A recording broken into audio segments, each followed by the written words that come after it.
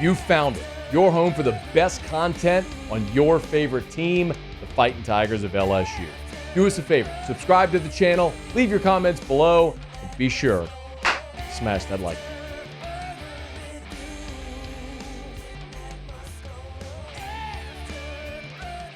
Over the weekend, Wilson Alexander at The Advocate reported terms of Kyle Williams' contract, LSU's new defensive line coach, yet to be confirmed by LSU. And, of course, this contract would have to be approved by the Board of Supervisors. But I think Wilson's probably as good a source as any if you're going to look for things like this.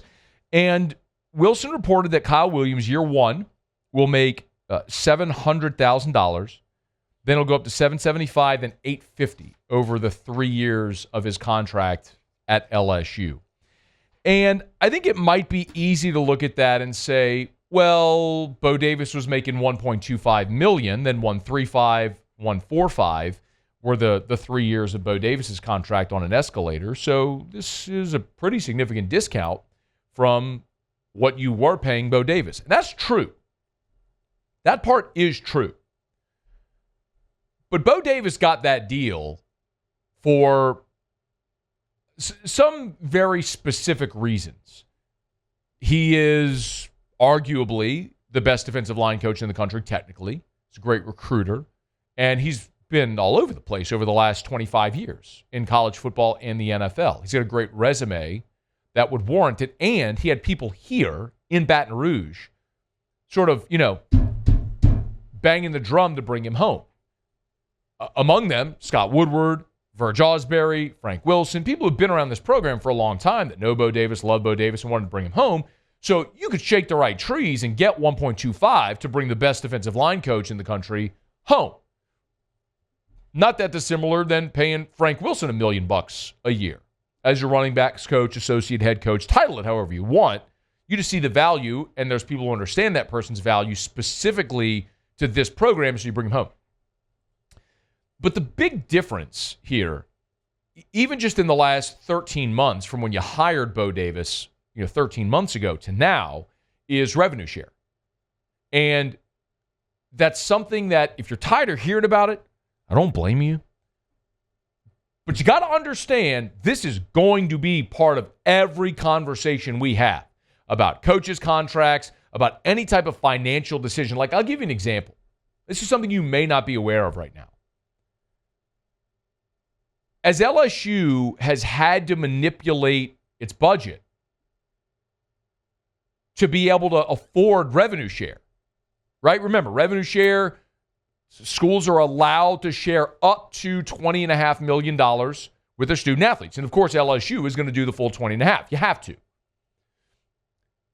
So you got to go cut other spots in the budget to find that money. I mean, yes, your revenue is going to increase, which will make up some of that difference, but your revenue isn't increasing $20.5 million year over year. So you got to find money in the budget.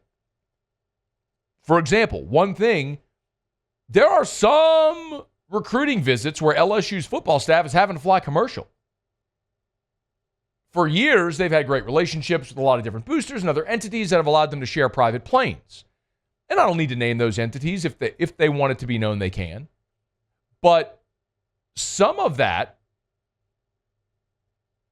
and remember, even if that booster group, I shouldn't call it that, if that corporation that happens to be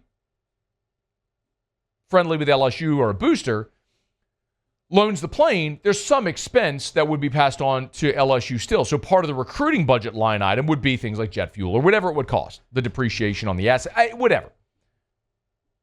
Well, if you're saving money, you stop flying private and you start flying commercial. It's far less efficient. Whereas you could hop on a PJ and visit 4 kids in a day. Now you could be in the middle of a visit, but if you got to go catch this flight, hey, it's been real. I got to get to the airport. Like, that's one change that's happening right now. So, by the way, if you got a private jet, you might want to call LSU. They could probably use your help. But seriously. Anyway, point being, like, you're seeing cuts.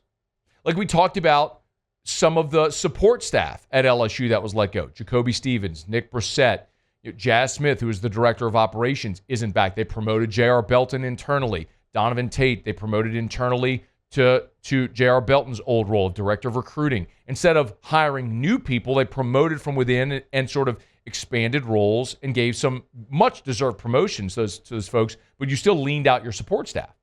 A lot of that is part of this revenue share. And all that to say and to provide a little bit of color and illustration to show, like, you go and hire Kyle Williams, who's never been a college coach before, you're paying him $700K. Like, look at the football staff pay from a year ago. Yes, you have some highly paid assistants.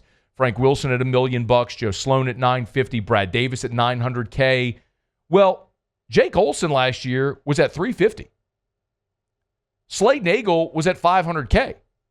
Corey Raymond was at $200K, but remember, he was still getting a buyout check from Florida, so you were able to massage the numbers a little bit because he was still getting paid by Florida, so year one, you're able to make it work. So that number will escalate. But still, point being, Jake Olson, a relatively inexperienced coach, comes in from Missouri at $350. Slade Nagel was at $500.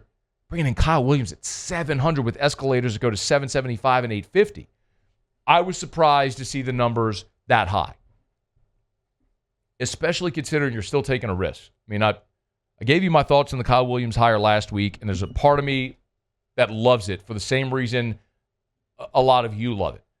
From Louisiana, went to LSU, played on a national championship team, 13 years in the NFL, heartbeat of that team captain in Buffalo, knows the state well, was a DC at Ruston for 5 years, so knows high school in the state well, footprint in North Louisiana. He's got 2 guys from Ruston on the team right now. There's a lot of things that make sense with Kyle Williams. The other part of it is kind of similar with Robert Steeples. You hired Robert Steeples to his first ever college coaching job. He was the cornerbacks coach at LSU. He fell flat on his face. I'm not suggesting that's going to happen with Kyle. I'm just saying you are taking a risk. It's a pretty expensive one, too. It's $700K in year one. But $775, then $850 over the 3 years, as reported by Wilson Alexander. That's going to be a fascinating test case to see. Kyle Williams, I was told, was out there on Saturday at spring practice. Jamari Arasco, former Tiger, who was Bo Davis's GA, was primarily leading the position group drills. That'll take a little bit of a time to transition Kyle into the flow, and I'm sure he'll do it just wonderfully here in spring. But that is a storyline that's worth following here as we move through spring and into the season with Kyle Williams, new defensive line coach. Hey, thanks so much for watching.